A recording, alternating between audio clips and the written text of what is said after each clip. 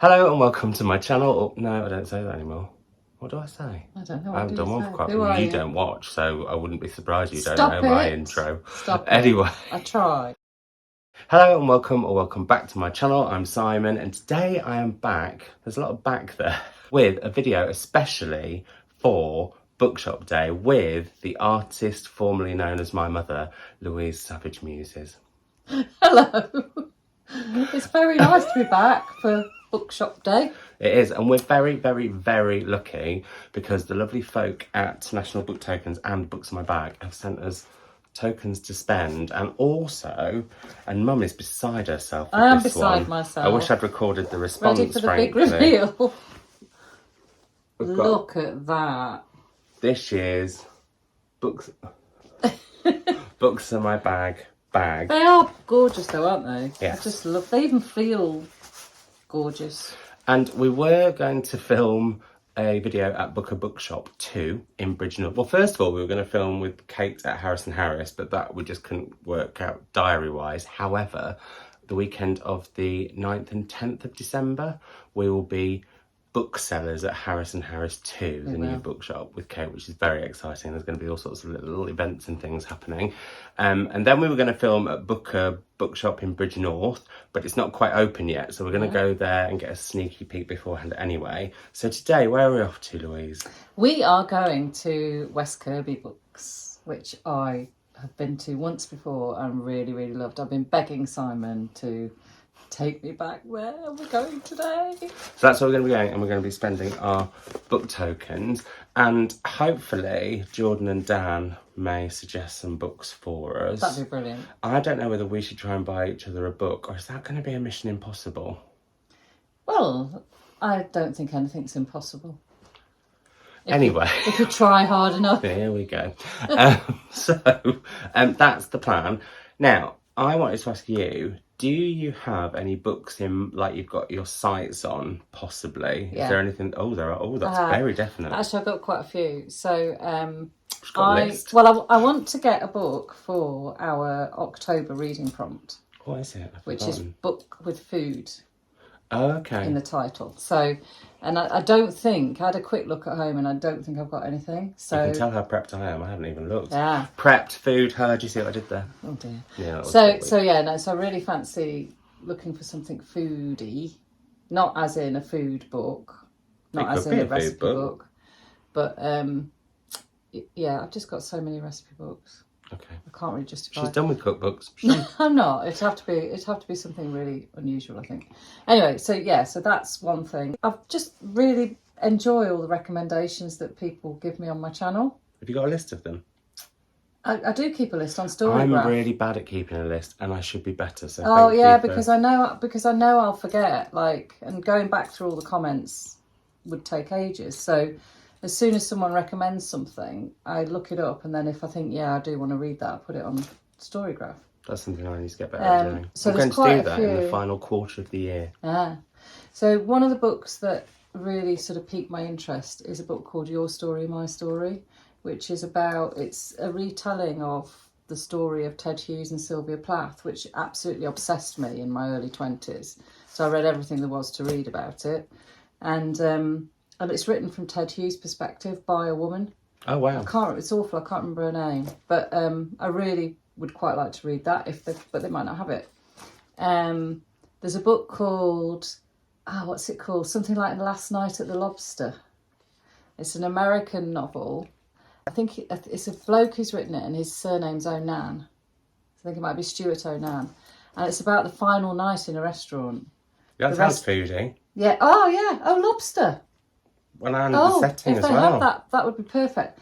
So, it's the final night. The restaurant's got to close because it's not been making any money. And everybody's really tetchy. It just sounds brilliant. What else? Oh, there's a book called I think it's called When Daughters Are Dragons. And it just blew my mind. I think it's like a feminist sort of dystopian type thing where all the women, or no, not all the women, some women literally turn into dragons. And I just thought it sounded like, I want to read it proper shopping list, this mental. One. And it's non-fiction November coming up. It is. So, I thought you might, because I know there's a few classicists with books out. Yeah. Like I was going to say Divine Might, but that's what it's called, but I meant to say Natalie Haynes. Yeah. Natalie Haynes has got one, and also Mary Beard's got a new book out. Yeah. But I still got a Mary Beard to read at home. You see, that's the other thing, isn't it?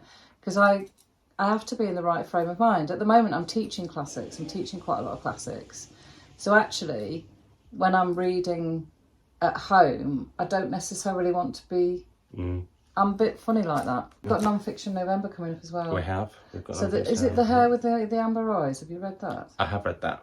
I like that Was a lot. it good? Yeah, see, that's the only non-fiction book at the moment that I know I really would like to get my hands on. You see, now does that also though tempt you to go to those non-fiction shelves and really peruse them? Yeah, it does. We should say we're really lucky as well, because Jordan and Dan are opening the bookshop up just for us, because they're not normally open on the day that we're filming. We're very, very lucky because we're going to be able to have like a proper mooch. I think they're doing their new window display as well, which is very exciting. Yeah. So there we go, that's Mum's shopping list. If you want to see my shopping list, you can head over to Mum's channel, because she's got one. That's why she's the artist formerly known as my mother. What we'll also do is when it's Louise Savage Muses. I've already said that. Have you? Yeah. Oh. I'll have linked it down below. Everyone. I'll have linked it down below. Anyway, where are we, Mum? We are in West Kirby. And we're getting ready to head to the bookshop. There she is vlogging.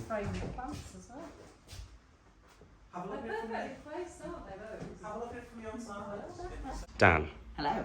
What book would you recommend me as a perfect autumn read? Rouge. Oh. Yeah. Definitely a really good sort of Halloweeny autumn read.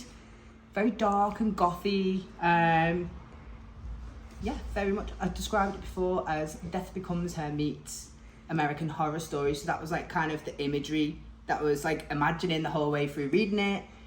So it follows Belle and her mother. What's her name? Belle might be the fairy tale link. Because Yeah. Belle's in Beauty and the Beast. Noelle. Noelle. Yes. So Belle and her mother Noelle, they've got a fractured kind of relationship which is kind of drawn on throughout the book. So there's a lot of skipping back in time and looking at childhood.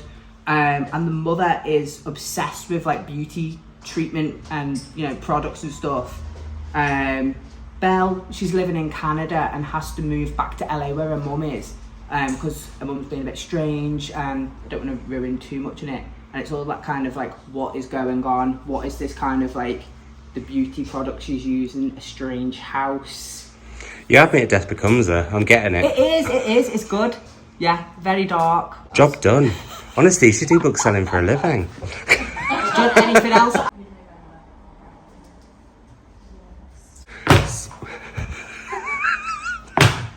Jordan, what would you recommend me off the shelves? Yes, off the shelves, I would really like to tell you about and recommend Denton Welch's In Youth and Pleasure. I've never heard of this before, or the author. Okay, so he's a really interesting author. I learned about him in university. I had a lecturer who was a really big fan. A lot of his stuff is out of print, you can't get it anymore. So this came back into print last year. He's an interesting writer. He was writing, I think, sort of in like the kind of late 30s to mid 40s. So this came out originally in 1945. Denton Welch's fiction is all very autobiographical. It's very queer in the covers giving queer. Yes, it's very queer in sort of the original sense of the word, really. It's very strange, it's very unusual. The prose are very thick. The characters are always full of despair and woe. But he's a fascinating writer, and with that kind of the thickness and this kind of beauty he writes with, there's also like a real fragility through his writing. This one, In Youth is Pleasure, follows the character called Orville Pym, and it's a sort of coming of age, sort of sexual awakening novel about this character. It's incredibly strange. He ties himself up in a duvet and covers his face with lipstick. He gets slightly aroused by watching koi carp in a pond. He's a fascinating, eccentric writer, and he has lots of really renowned readers and fans. So John Waters is a huge fan of his. Ooh. And has one of Denton Welch's self-portraits in his house. Edmund White has written the introduction to this. Alan Bennett is a really big fan of him as well. So he's sort of, in some ways, gone under the radar, and I'm hoping with this new Penguin editions that come out last year, lots of his other books will be brought back into print. But he is really, really fascinating, and I highly recommend you read it, if only for the strangeness of his prose. Sold.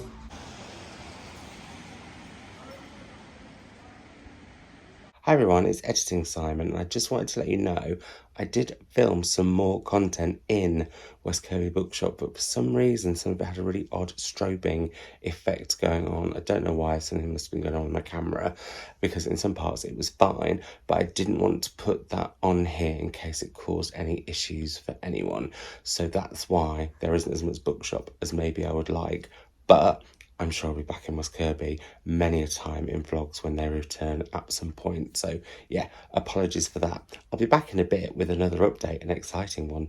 But for now, let's head to me last Saturday. Hi everyone, so it's the following Saturday since Mum and I went book shopping. I know, I can't believe it, but we didn't get a chance to sit down and film our hauls together, so we're doing them separately, so you can go and see what she got over on her channel. Plus, you'll be able to see what I bought her as we bought each other books. Now, before I head to the book that Mum bought me, which I still don't know, I have been so good at not looking because I was waiting for her to send me a clip of why she bought me what she's bought me, which we'll find out shortly. I thought I would mention the two that I bought that Jordan and Dan recommended me. So Jordan recommended me this, which is Denton Welch's In Youth is Pleasure, and I'm really intrigued to read this one soon, as I am Rouge by Mona Awad, which is a book that I really wanted to get. So when Dan recommended it to me, I was like, yes, and how stunning is this independent edition? So that is gorgeous, although instantly makes me go, oh, I don't know if I want to read it because I don't want to damage the spreads. Anyway, we have that one. So now it's time for me to find out what my mother has got me. So I shall just, I should show you the big, lovely, brimming books in my bag. So in here, in a West Kirby tote that I don't have in this shade because I've got plenty, because it's one of my absolute favourite bookshops. There you go, it's got a bit crinkled because it's been in there for a week, is the book from my mother, and it is, Clarice Lispector's The Imitation of the Rose, and that is a gorgeous cover. I love roses.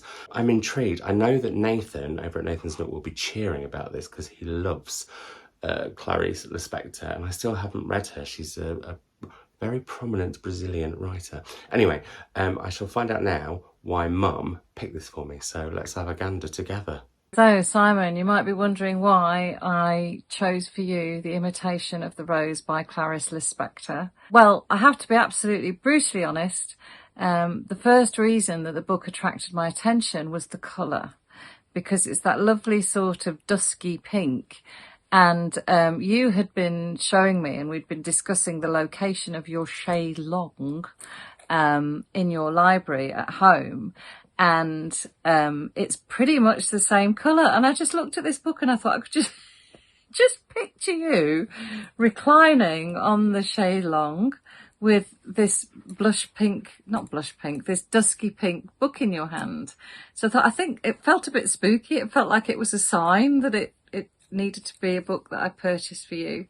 I also really love those cloth bound Coralie Bickford Smith designed books myself. I think they're really nice to hold and read. So I was thinking about the tactile aspect of them. And then I didn't know anything about Clarice Lispector, and I discovered that she was actually Ukrainian born. And then eventually went to, I want to say South America. I think something to do with the war and having to relocate, and because I think she was born in the 20s. And then the stories, it's a short story collection, and I thought they sounded really quite surreal. So The Imitation of the Rose, the nominal story, is about a woman who's recovering from a nervous breakdown, and she's contemplating this vase of roses and doesn't know what to do with them. And it leads to a kind of panic attack. And I thought that's quite unusual. It looks to me like the stories are very psychological and also have got a kind of air of mystery about them, which again is appropriate, I think, for this time of year.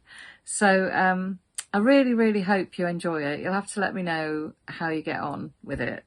But yeah, that was my thinking, Simon. Enjoy.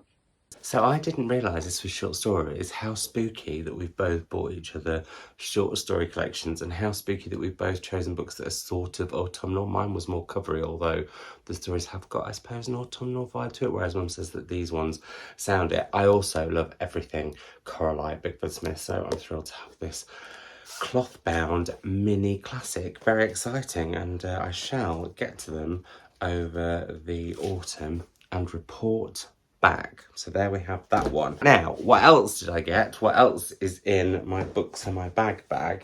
Oh, there are plenty. So I picked up, and I'm slowly but surely collecting all of the Faber editions. So these are books that have kind of gone under the radar in the past that Faber are bringing out now. Now I feel like Brigid Brophy has a book within the Faber editions already, possibly, but this is Hackenfellers Ape, and if you can see there, you've got the moon in the ape's eye and then a rocket, and it's about an ape that's been sent into space. So I don't know if that's going to end well. We'll see. Brigid Brophy was a British novelist, critic and political activist championing causes as diverse as homosexual equality, pacifism, prison reform, humanism and vegetarianism. So yeah, I do feel like, is it something on the Peacock might be written by her? Anyway, I'll have a look. I picked up Sheep's Clothing by Celia Dale. I picked up, and haven't read yet, I won't lie, one of Celia Dale's recently republished by Daunt books earlier this year that had an introduction by Jen Ashworth. I need to get to it. I've heard they're quite sort of domestic noir, a little bit creepy, and Dan said when we were talking about her in West Kirby Bookshop that he thinks that she's got something against old people because people do really sinister things to old people in her books. So that intrigued me more. Can I just say, that font, I'm really becoming more and more obsessed about fonts as I get older. Then two other paperbacks before one hardback, but both of them are, they're not called trade paperbacks anymore, are they? They're just slightly bigger than a paperback, if that makes sense. Can you see there the difference? Anyway, one that is another of Mum's recommendations, because she's gone on and on about this book this year, but also one of my Patreons, Rachel, has raved about it. It's Pet by Catherine Chidgey. Now, I didn't love the first Catherine Chidgey that I read, Remote Sympathy, which was up for the Women's Prize a couple of years ago. However, the way that this has been described as kind of this thriller set around a teacher and a teacher's pet really intrigues me, and Mum has banged on about it, so I will be getting to this one very soon. And then I recently read this author's debut novel and absolutely loved it, so I thought, right, I'm going to get their second and read it very soon. It's Karen Powell's 15 Wild Decembers, and this is all about Emily Bronte, and the book of hers that I read last month is just down by my feet, but it's under a load of other books, so I'm not going to take it out because I might knock everything over and get myself all of a tither, whatever, both. And it's The River Within, but I thought that was great. And then this being about Emily Bronte, I think is going to be really interesting because I watched the film Emily earlier this year and thought it was fantastic, and it has made me more interested in the Brontes, and I've even been to the parsonage this year too. So yeah, there we go, something Bronte for probably December. And then last book for me, but I also bought another book for someone else because I'm just that giving. This is a hardback that I wouldn't have possibly treated myself to now. I would have probably waited until it came out in paperback, but I am really intrigued by this, and it's Diarmuid Hester's Nothing Ever Just Disappears, 7 Hidden Histories, and this is about 7 queer artists and their lives and their hidden histories, and I just thought it sounded amazing. Also, that cover is giving autumn and just giving. I think it's a beautiful cover. So it's like the fact that this person is sort of hidden like their history. So I don't know who that person's going to be, but there are pieces about Ian Forster, the queer suffragettes, Josephine Baker, Claude Cahoon, who I've not heard of actually, James Baldwin, Jack Smith and Kevin Killen. So yeah, I'm intrigued for this one. And a book that I didn't buy for me but will possibly benefit me is Recipes from Venice, and this is the second in a series of Eat Around Italy by Katie and Giancarlo Caldesi. we have the Rome one, and I bought this in the hope that Chris will cook me lots of things out of it. So that's why I got that one. And I do think they are stunning cookbooks. I'm one of those people who, I don't know if you feel the same, if there isn't a picture to go with everything that's being cooked in the book, I get a little suspicious about it. I won't lie, there's also just some gorgeous pictures of Venice in here. Lemon and Prosecco risotto. There's something. So there we are. That's the other book that I got. So what a lovely, lovely, lovely time getting to celebrate bookshops with my mother, especially my local and one of my absolute favourite independent bookshops. We're hopefully going to be going, like we said, to Bookshop in Bridge North very soon. We'll also be doing that weekend on the 9th and 10th of December at Harris and Harris Emporiumette Volume 2. We'd love to see you there. And Editing Simon is back because on Tuesday, the 17th of October, I will be at West Kirby Bookshop again. I said I'd be back to talk to Si Pam Zhang about Land of Milk and Honey. And this is a book I've absolutely loved this year. Her previous novel is one of my fave novels, so we'll be talking about that too, How Much of These Hills is Gold, and it'll be fab. I will leave links to that below. Back to me again, back last Saturday, but I just wanted to mention that. And just a big thank you to Books My Bag for their very generous vouchers and letting us go off on this fabulous book shopping spree. But also a reminder that on Saturday it is Bookshop Day, so get out to your local bookshop and support it, particularly your indies. I mean, I love a high street bookshop as well, but indies just need that extra love, and frankly they deserve it. So yeah, I hope you have lovely rest of weeks, and I will see you in another video very, very soon. Bye. So get to a bookshop after you've watched this, or Absolutely. whatever. I was going to say before you've watched this, you'd have to be psychic.